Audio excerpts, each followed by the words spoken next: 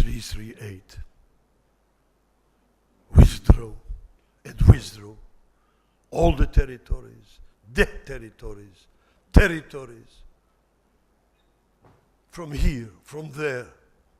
What we hear from you last 20 years is all the time, return, reverse, go back, withdraw. Look at our country, a bottleneck. So why do you push us? You know our history. My own background is, I came back home after 2,000 years. Orphanages from Holocaust. First ship of youth Aliyah in 1945, straight from Buchenwald and Bergen-Belsen to Haifa. You put us in athlete, the British men that ruled over so-called Palestine that time. Now we built a state, an independent state, in the blessings of the United States of America and the Soviet Union and the whole UN voted for us. Legitimate. Why do you push us all the time? He calmed me down and said a very important message. This is the main thing I want to share with you, leaders of the World Jewish Congress. I look at the leadership of the Jewish Congress. He said to me, I know that some people in Israel think that the American policy is foolish and naive. In foreign affairs, we are very naive, at least in your eyes. But I want to ask your attention for one point. It was March 1987, please don't forget, 23 and a half years ago. 23 and a half years ago. Did we once put any pressure on you on the issue of Jerusalem? He said Jerusalem. Did we? Remind me if I am mistaken. Did we demand or ask even you to split Jerusalem? To give back the Wailing Wall, the old city of Jerusalem? Did we? I said, as far as I remember, you never did. At least it's not known. I said, we didn't do it. You know why? Because we are not foolish. We think, and as much as we know, that in the issue of Jerusalem, you, the Israelis, are united. And most of the Jewish world is united on the issue of Jerusalem.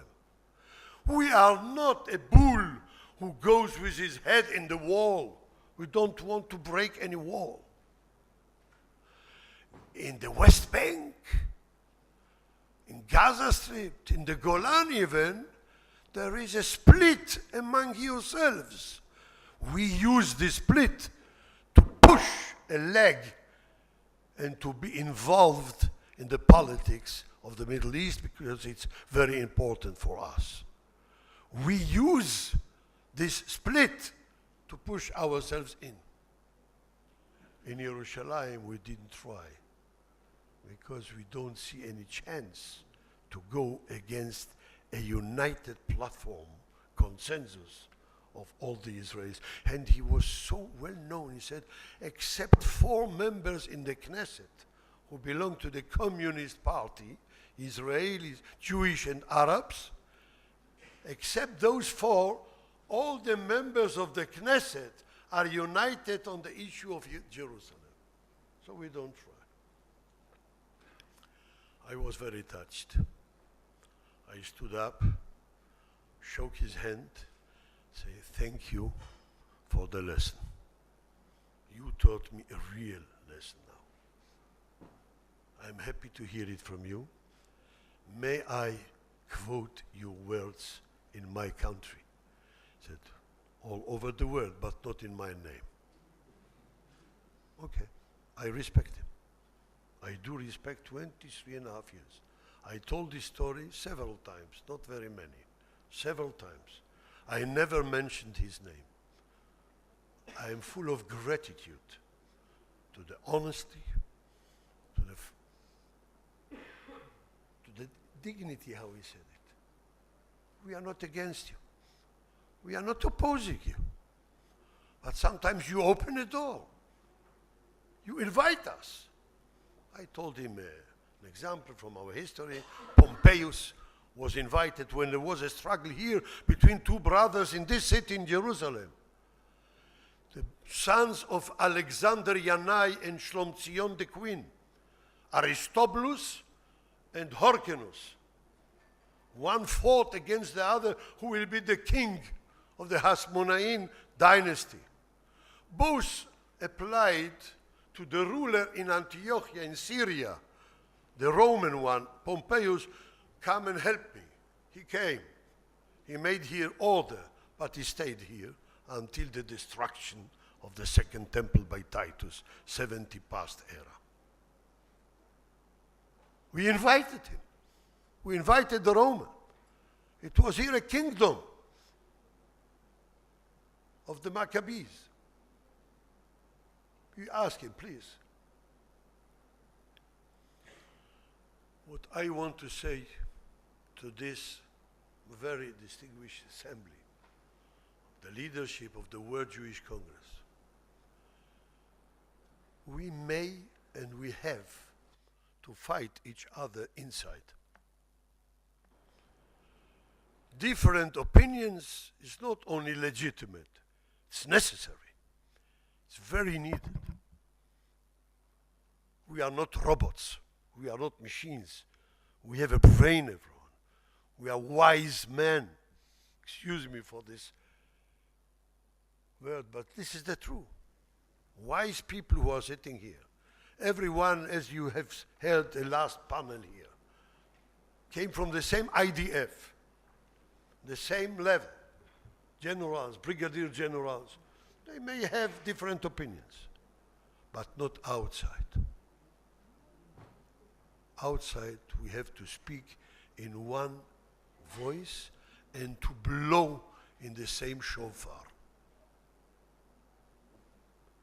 If we blow in different voices, different shofarot, we play to the hands of our enemies, and now, unfortunately, many of them are still in the world, especially in this region, the Middle East. We have to give hands one to the other, to stand in one shoulder, and not to have all these splits and show it and demonstrate it. 3 or 4 Yidden with beards in opposite of the 2nd Avenue 800, the Israeli consulate in New York, demonstrating against Israel. It's a shame for us. 3 or 4 people from London or Vienna or Williamsburg, New York, shaking hands or kissing Ahmadinejad is a shame on us, a desecrating of the Almighty's name. And from the other side, all these shields welcoming an Israeli prime minister who is fighting for our survival. What is he going there? For what? It's a luxury trip? A luxus? Why is he going 5, 6 times to meet with President Obama? To fight for our existence. Give him a shoulder. I am not in the politics. I don't belong not to the coalition, to the opposition, but I'm a Jew. I'm an Israeli, 65 years that I'm here. And I look at this picture. Give our leaders a shoulder. Wherever they may make mistakes, tell them. Meet with them. Confidentially. Tell them, sir, Prime Minister, Minister of Defense, Minister of Foreign Affairs, it's a mistake. You didn't have to say it. Say differently. Okay. It's not only legitimate, it's positive. but do it as brothers. Inside, in the family. Outside, we are one nation, one family, and this will promise our survival, immortality, and eternity. And a happy new year, Shana Tova.